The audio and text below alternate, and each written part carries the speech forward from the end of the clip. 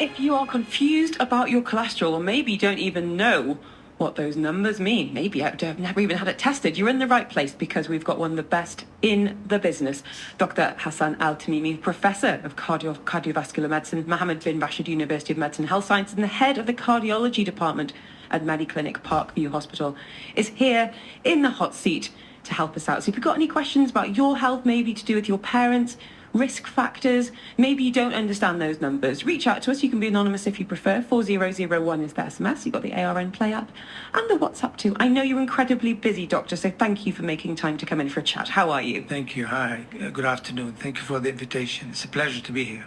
Now, I know this is very much your bread and butter, so I'm going to ask you to keep things as simple as possible for us, if that's okay. And we're going to start with the absolute basic. When we're saying cholesterol, what are we talking about? Yes, I think it's a good base question. Cholesterol is a fatty substance that the body produces for biological reasons. Cholesterol is important for cell function, for hormones, and for multiple other things, particularly vitamins, vitamin D and all fat-soluble vitamins. Now, there is always a balance in the body. So people, yes, cholesterol is important, but like anything else, if it's over a certain limit, then it gives you the bad effect of it. Okay. Like sugar is good for you, but if you take too much, you'll be diabetic.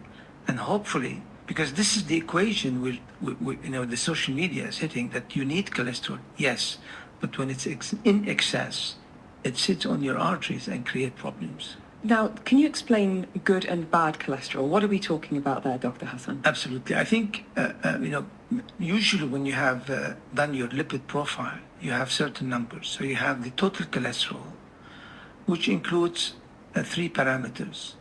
Your LDL, which is the bad cholesterol, and this is the one that blocks your arteries. The good cholesterol, the HDL, and this is good. It's a cholesterol, but its functionality is to take the bad cholesterol from your arteries and take it to the liver to get rid of. So if you've got a good level of that, it means your body's functioning well, if the process is working. Absolutely. And therefore, when you look at your total cholesterol, it may be high because your good cholesterol is high. Okay. And the last one is triglycerides. It's another component of the lipid profile.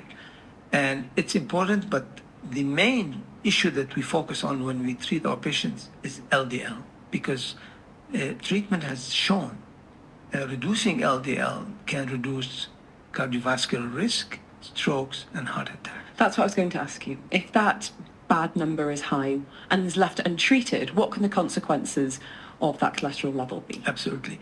So when anybody does their lipid profile, and I think there are two issues I'd like to raise here. First of all, not everybody should have the same cholesterol or any of these parameters, because you need somebody who is 30 years old, no risk factors. Their cholesterol should be different from somebody who has just had a heart attack and had 2 stents. So what we're talking about is that number cannot be viewed in isolation. Absolutely. There's context around it. Absolutely. And that's for when you look at your lipid profile and you look at the range, this is misleading. Okay. Right. Good question. Okay. So when we're talking about risk factors that you've just mentioned, what are some of the things we will need to kind of take into consideration to find out really which risk level or which risk group they're in? Absolutely. So for me, in my clinic, every patient will get a risk assessment.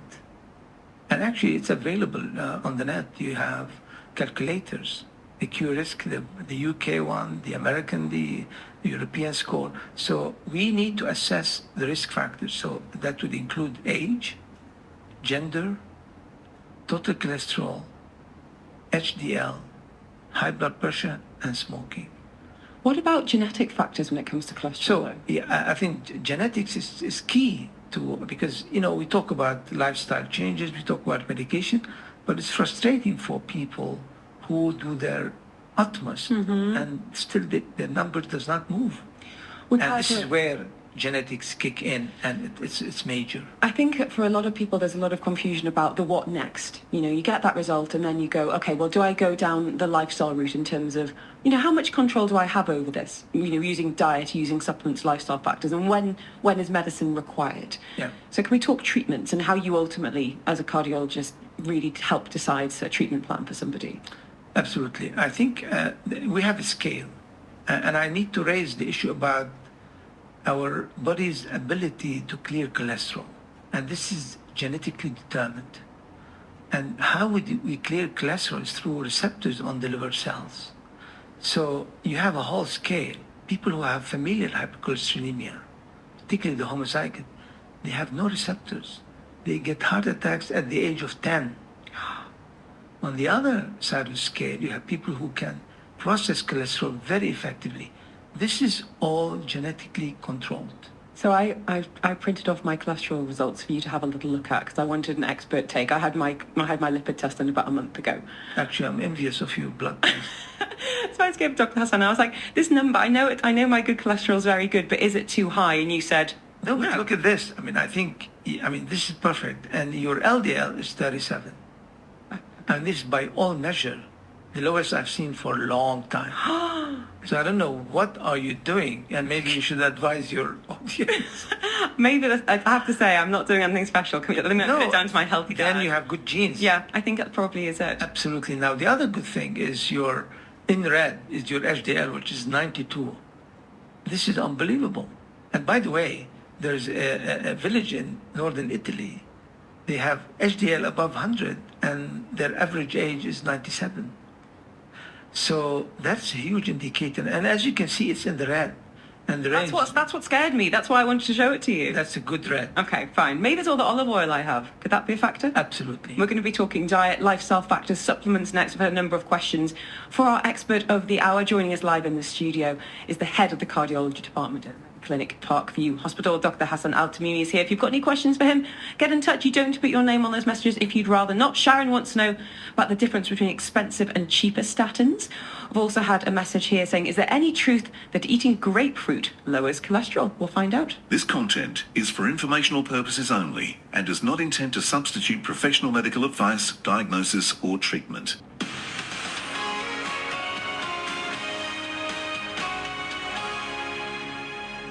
Your health clinic this afternoon, and joining us is the head of the Cardiology Department at Mediclinic Parkview. We've got Dr. Hassan El-Tamimi with us live, who's a professor of cardiovascular medicine, and on hand to take my questions and yours. And I wanted to come back to a couple of things you said earlier, Dr. Hassan. We were talking about risk factors and which risk group people fall into, and you mentioned gender, and I wondered why. What role does that play in terms of assessing cholesterol and risk factor? Absolutely. I think this is key, because women are protected by their hormones, primarily progesterone, and therefore the risk of having a heart attack and stroke and whatever, and even if they have a bit of high cholesterol, we take our time because hormones play a major role. Unlike men, the moment you hit the 40, you are in big trouble. Okay. And what about geography? You've worked in the US, the UK, here in Dubai, of course. What have you noticed in terms of prevalence? I think this is a key question, and there is a disparity. Imagine people come in with heart attack in the Gulf area, and particularly in the UAE, around the age of 50, which is 15 years younger than their counterpart in Europe and the US. Why? Prevalence of major risk factors. Diabetes is a major issue. Actually, 1 in 5 Emiratis is diabetic. Hypertension, smoking, lack of exercise. So when we assess our patient, it's not about cholesterol or diabetes, it's a global issue. And the basic issue we treat is the blood vessels, the vasculature, because all these risk factors and all the treatment is to improve the health of your arteries, particularly your brain and your heart and the kidney. If you've got any questions for Dr. Hassan, you're going to need to be quick. We're still away from Clinic at Parkview for just a few more minutes. Sharon's asking on the text line, what's the difference between expensive and cheaper statins? And do cheaper ones have more side effects? So let's talk treatment. What exactly are statins and what do they do when treating cholesterol? So the body produces cholesterol via a chemical pathway where there is a formula where certain compounds in the body are transferred into cholesterol. So 2 ways to approach this. Either you block the synthesis of cholesterol or you facilitate its clearance. Now, statins block the synthesis. And therefore, sometimes you talk about the side effects, and it's primarily muscle, and this could be possible because you are preventing the synthesis of cholesterol. Now, statins work this way, and they've been around for 35 years. And they have shown over the years extreme effectiveness in reducing heart attack and stroke. To come to Sharon's point, is there a difference between the expensive ones and the cheaper ones? Frankly, you need to get it. I mean, certain parts of the world, they cannot afford certain. So there may be some differences in the chemical formula, but actually they are statins. So I don't feel there is a major difference there. We need to give it to patients. And a question from Asma saying, "Hi doctor, is there any truth that eating grapefruit lowers bad cholesterol?" It's grapefruit or apple cider or frankly. Actually, grapefruit, I don't like it in particular because it interferes with many medications. There is an enzyme called cytochrome P450. So, no. Okay, I'll take a hard no, that's fine. Now, we've just been talking about, and I'm going to blow my own trumpet here, my excellent cholesterol. We're bringing in the girl from the naughty corner now. Producer Poonam's in the studio. Can I just say the highest examination result I've ever received in my whole life from university, student studying, is my cholesterol levels. She's scoring off the charts. Off the charts. Tell me about it, doctor. No, I want to hear your story first, Poonam. Before we get to your results, give us a little bit of background on how you've discovered that you've had high cholesterol and what's been going on. So I've always been a complete sports freak, very active, ate really well. We didn't eat takeaways back home. We would eat at home healthy food. And then my brother, who's an optician, said to me several years ago, he looked in my eyes and he said, "You've got high cholesterol." I said, "How can you tell?" But obviously as opticians, they spot things. So I went to get a check and the doctor said, "It is off the charts. I don't know what you're doing." So then we think it's a genetic test. We tried that too. Then here, I did a CT calcium test, which I'd never heard of, and they said everything's clear, but they said because you're off the charts, you need to take statins. Now, I'm very holistic, so I tried homeopath. It did reduce it, but not enough. So here's my thing. If my CT calcium score is clear, do I need to take statins? Well, I hate to compare your results with Helen's. So, sorry. I know, I did really good, but I did bad. But I tell you what, to have a total cholesterol above 300, that immediately puts you in the high risk. I'm a walking heart attack, aren't I? Absolutely. I think you're lucky you have a brother who could see, because to get these external symptoms, that means your cholesterol immediately above 300. Now, this puts you immediately in the high-risk group. I think CT angio or CT calcium score does not do it for us, because you may not have, it may be normal, and it's looking at calcium, but you may have a plaque of 20-30%, which is insignificant, and it ruptures, leading to heart attack. So I think you being sporty and holistic helped you Oh, wow, to survive survive this long. Absolutely. So what about doing a regular liver cleanse? Because that's where it comes from, the cholesterol. That doesn't make any difference with my levels. No, because your body is unable to clear cholesterol. And what Pure about side simple. effects of statins? Well, I mean, I think, you have to try.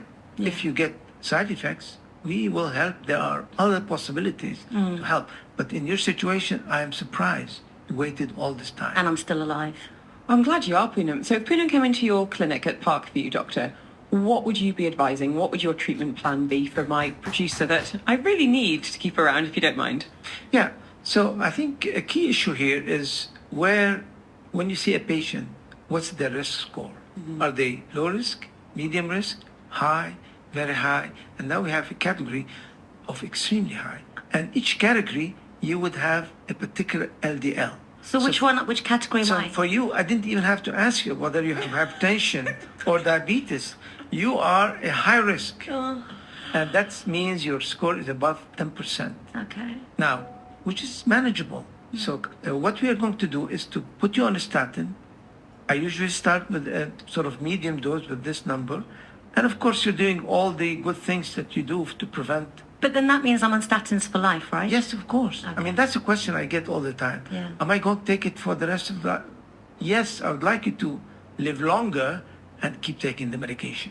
Okay. I want to squeeze in one last question, if you don't mind, Dr. Hassan. Poonam, you can go back to checking the travel and having a lie down in a dark room after that. No, she's good. I think Good. we'll She's take care of in her. safe hands. Yeah. For everyone listening today who's thinking or worrying, what would you love everyone today to do, to change, to adjust, to protect their heart health and ultimately keep that bad cholesterol down and boost the good one? As Poonam was saying, we need to know your numbers. You need to know your cholesterol, sugar, blood pressure, because these are sometimes they could take forever to be symptomatic. So we do executive checkups. You deserve to have a checkup that will entail full blood test and then a stress test or whatever, and that really gives us 80-85% of risk stratifying you. And if there is any abnormality, we intervene early. We are in the business of prevention.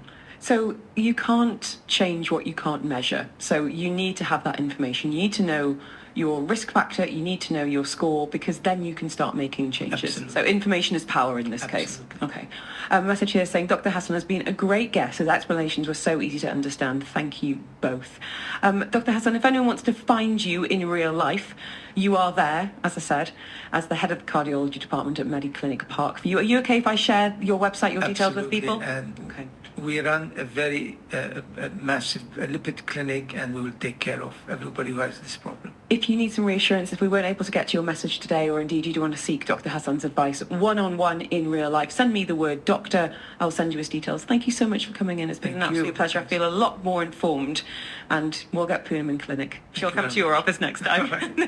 Dr. Hassan El-Tamimi, Professor of Cardiovascular Medicine and the head of the Cardiology Department at Mediclinic Parkview Hospital. As I said, if you want his details, send me the word doc and I will hook you up. It's just gone 2:30. This content is for informational purposes only and does not intend to substitute professional medical advice, diagnosis, or treatment.